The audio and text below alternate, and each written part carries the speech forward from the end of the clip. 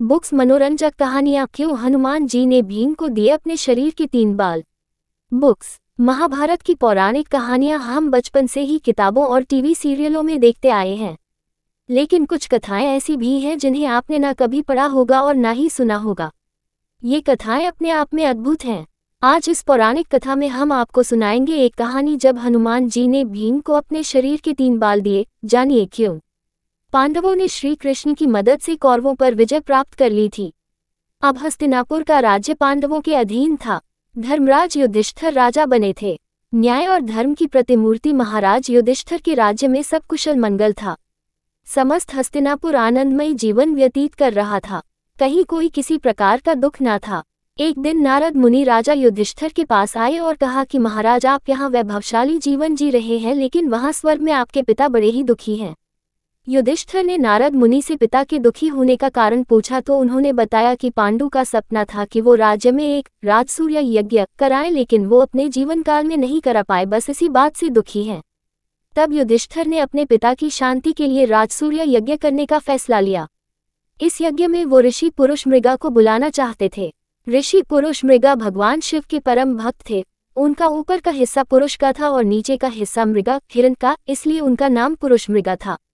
युधिष्ठिर ने अपने छोटे भाई भीम को आज्ञा दी कि वह ऋषि पुरुष मृगा को ढूंढ कर लाएं ताकि यज्ञ संपन्न हो सके। भीम भाई की आज्ञा पाकर ऋषि पुरुष मृगा को ढूंढने चल दिए। एक जंगल से गुजरते हुए भीम को पवन पुत्र हनुमान दिखाई दिए। चूंकि भीम भी पवन वायु के पुत्र थे तो इस नाते हनुमान और भीम दोनों भाई हुए। हनुमान जी ने अपने छोटे भाई भीम को अपने शरीर के 3 बाल दिए और कहा, ये बाल तुमको मुसीबत से बचाने में मदद करेंगे।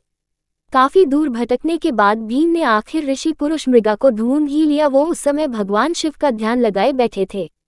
भीम ने जब उन्हें राजसूय यज्ञ में चलने की बात कही तो वो तैयार हो गए, लेकिन उन्होंने भीम में सामने एक शर्त रखी।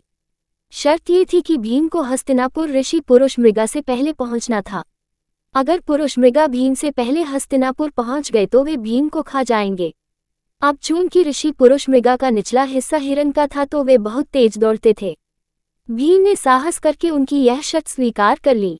भीम ने तुरंत तेजी से हस्तिनापुर की ओर दौड़ना शुरू कर दिया। भीम ने अचानक पीछे मुड़कर देखा तो पाया ऋषि पुरुष मृगा उनके बिल्कुल नजदीक आ चुके हैं। घबराए हुए भीम को अचानक हनुमान जी द्वारा दिए हुए 3 बालों की याद आई। भीम ने एक बाल जमीन पर फेंक दिया। तुरंत उस बाल की शक्ति से बहुत सारे शिवलिंग जमीन पर उत्पन्न हो गए। ऋषि पुरुष मृगा भगवान शिव के भक्त थे, इसलिए अब वो हर शिवलिंग को पूजते हुए आगे बढ़ रहे थे, जिससे उनकी चाल धीमी पड़ गई। अब थोड़ी देर बाद भीम ने फिर दूसरा बाल फेंका तो फिर से बहुत सारे शिवलिंग उत्पन्न हो गए। इसी तरह भीम ने ऋषि पुरुष मृगा को पीछे रखने के लिए एक एक कर 3 बाल फेंक दिए, लेकिन जैसे ही भीम महल में घुसने ही वाले थे तभी पुरुष मृगा ने उनके पांव पीछे से खींच लिए और भीम के पांव महल से बाहर ही रह गए। अब पुरुष मृगा भीम को खाने के लिए जैसे ही आगे बढ़े तुरंत वहां राजा युधिष्ठिर और भगवान कृष्ण आ गए। तब ऋषि पुरुष मृगा ने युधिष्ठिर ने कहा कि अब आप ही न्याय करें। राजा युधिष्ठिर ने अपना फैसला सुनाया कि भीम के पांव ही महल से बाहर रहे थे, इसलिए आप भीम के सिर्फ पैर खा सकते हैं। युधिष्ठिर के इस न्याय से पुरुष मृगा बेहद खुश हुए और उन्होंने भीम को जीवन दान दिया। फिर मंगलपूर्वक राजसूय यज्ञ संपन्न हुआ और ऋषि पुरुष मृगा सबको आशीर्वाद देकर फिर से अपने रास्ते पर निकल पड़े।